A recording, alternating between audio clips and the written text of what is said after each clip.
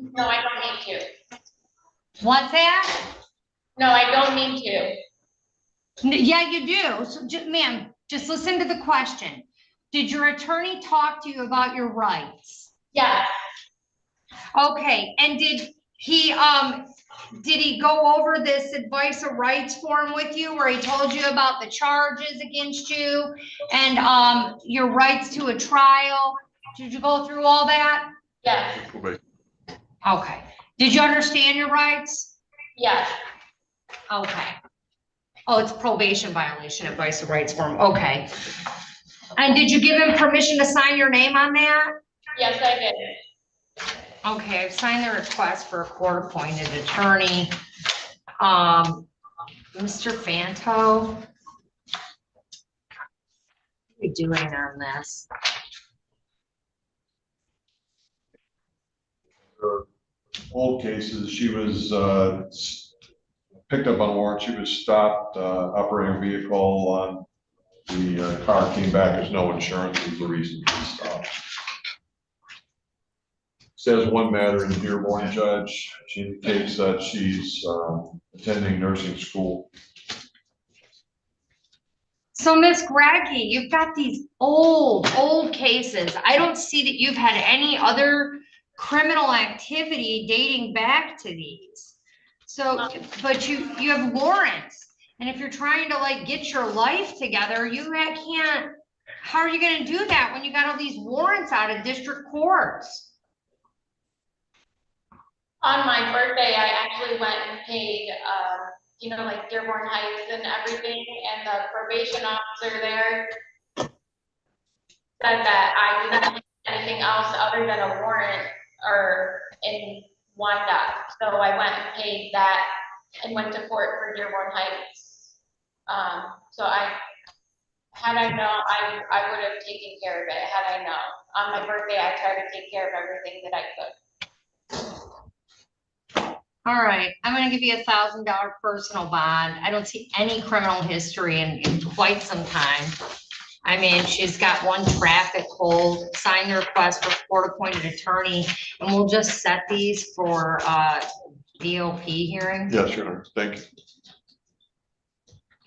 So we'll set it for a hearing. We'll send you notice of that date in the mail.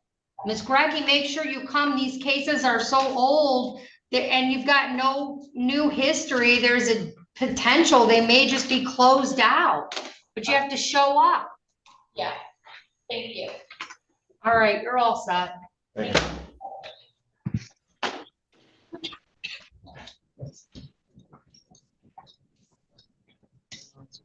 Next.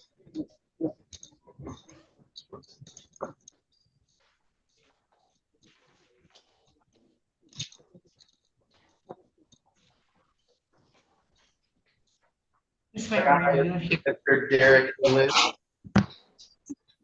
you have hearings? Yeah, I have one ordinance motion. I was setting 245, so whenever. Okay. It's only, yeah, it's only for that, so whenever the court wants to call it. All right, this is, sir, can you tell me your first and last name? Derek Alves. All right, this is 252586, the People versus Derek Alves. Good afternoon, Your Honor. Jeffrey Fant on behalf of Ms. Hollis, Wakeful, Reed, stand mute. Sir, did you go over your constitutional rights with your attorney that are outlined on this advice of rights form? Yes, Did you understand your rights? yes, ma'am. And did you give your attorney permission to sign your name on that form? Yes, ma'am.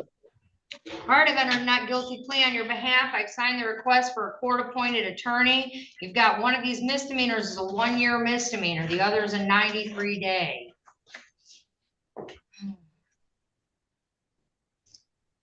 Judge, he has, his only hold is a Wayne County for $100. That would be a traffic ticket. That should probably be out of the airport, would be my guess. Texas, no extradition. It's a very old case. And he reports that involved having a marijuana cigarette, and they're not picking him up, obviously. No convictions here since 2017.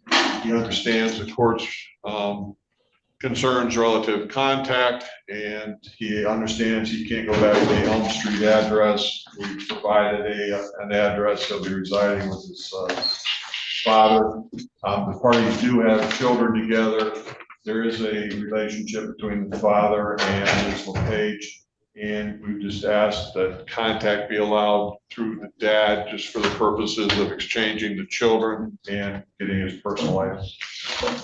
All right, so this case is from, well, it's not old. No. It's brand new, right? Correct.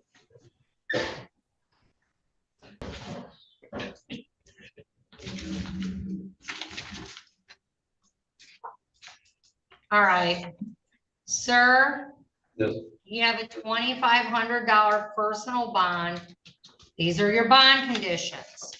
You're to appear in court as directed. You're not to leave the state without permission of the court. You're not to commit any new crimes while released.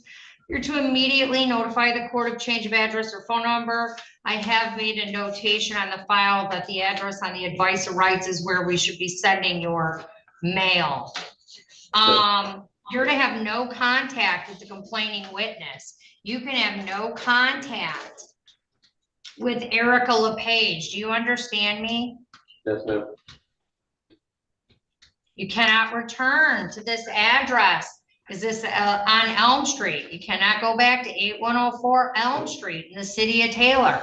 Your contact with her. You cannot have any contact of any kind. You can't call her, you can't write her, you can't email her, you can't text message her, you can't send her anything. You can't go to where she lives, works, or goes to school. No contact. You can't have anyone else do any of those things either. The only one that can contact her on your behalf is your attorney. Or what's his father? Who's the person that would be doing parenting time? His father. What's your dad's name, Mr. Rollins? Alice. First and last name. Alice. Hollis. AHLES. Alice, just like me. First name? Howard. HOWARD. Howard.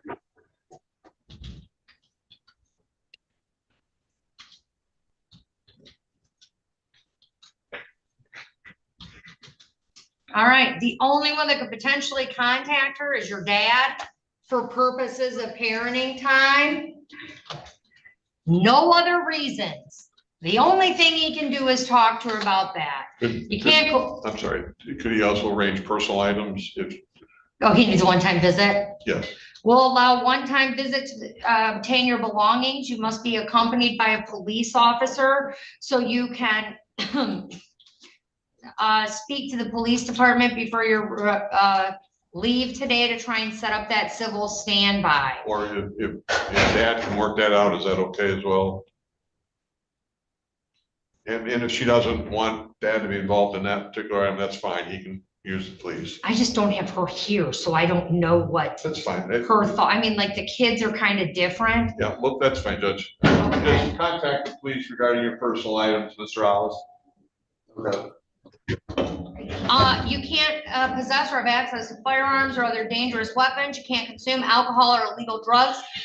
The allegations are that he was intoxicated or coming down at the time this occurred, so he will be subject to random testing while he's on bond.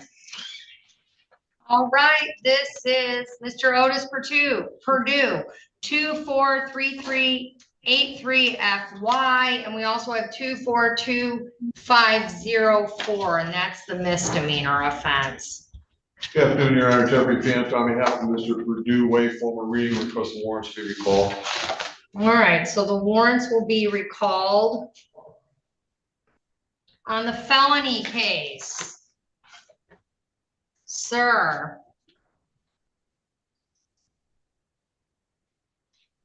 You have a right to remain silent. Anything you say orally or in writing can and will be used against you in a court of law. You have a right to an attorney, and you have a right to have that attorney present during any future questioning and any future court hearings.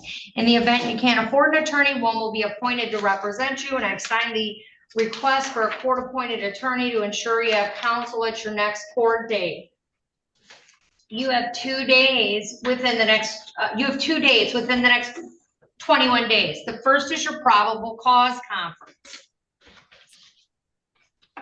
You can appear at that via Zoom. Your probable cause conference is set for September 8th of 2025.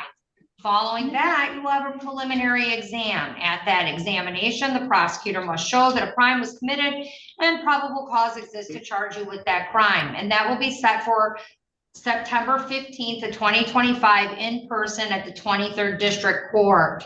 So you understand all that, sir? Yes, Your Honor. Okay.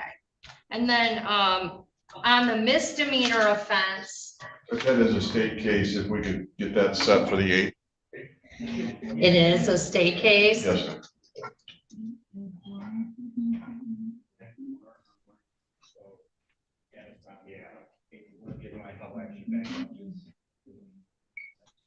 All right, let's talk about that.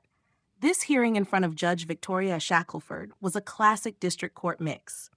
Old cases resurfacing, bond conditions being hammered out, and defendants juggling their explanations against the steady rhythm of the bench. Judge Shackelford's demeanor was consistent throughout. Professional, patient, but very clear that conditions aren't optional. She kept things calm even when defendants drifted into long-winded explanations, and she balanced firmness with enough compassion to show she understood life circumstances without excusing missed obligations. The first notable case was Miss Greggy, who had a string of old warrants but no recent history.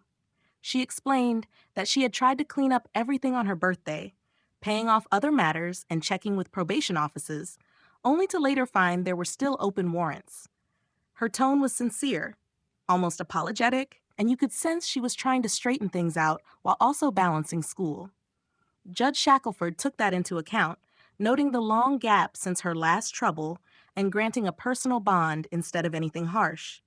The message was clear. You'll get a fair shake if you show up, but no more missed hearings. Then came Derek Hollis Alls, who faced a pair of misdemeanors and some tense personal circumstances. His attorney, Jeffrey Fanto, argued that he hadn't had any convictions since 2017 and laid out a practical living arrangement with his father. The sensitive part was the no-contact order involving Erica LePage, the complaining witness. Shackelford handled it with precision. Absolutely no direct or indirect contact, but an exception carved out for parenting time exchanges through his father, Howard Alls, or, if necessary, the police. Her approach struck a balance between protecting the complainant and recognizing the practical realities of shared children. Alls himself was polite, straightforward, and cooperative, answering yes ma'am to each condition without hesitation. The addition of random testing and a firearm prohibition underscored the seriousness, but the tone remained constructive rather than punitive. Finally, there was Otis Perdue, back again with both a felony and a misdemeanor matter.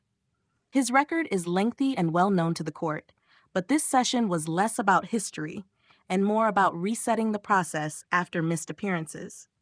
Shackelford recalled the warrants, carefully read his rights, and set firm dates for his probable cause conference and preliminary exam. Perdue was respectful in his responses, though his reputation as a repeat player in the system hung over the exchange. The judge kept her focus squarely on procedure. No lectures, just a clear roadmap of what comes next, and a reminder that the court expects compliance this time. The attorneys were competent across the board. Fanto did well to emphasize mitigating factors and propose realistic structures for bond conditions, while prosecutors let the facts speak for themselves. Nobody appeared flustered or unprepared, which kept the courtroom atmosphere steady. The defendants, too, were mostly respectful and cooperative, though you could sense the weight of history in Perdue's case compared to the fresher circumstances of Greggy and Alls. The overall courtroom environment was calm, professional, and orderly, with Judge Shackelford setting the tone. She blended firmness with patience, ensuring defendants understood their rights while making it clear that excuses won't carry them very far. A little bit of humanity showed through when she acknowledged Greggy's effort to straighten things out and structured Alls's no-contact order around parenting needs. But just as quickly, she shifted gears when needed, locking down dates and bond conditions with authority. If you found this hearing insightful, consider subscribing, hitting the bell, and letting me know your thoughts in the comments below. I read every one.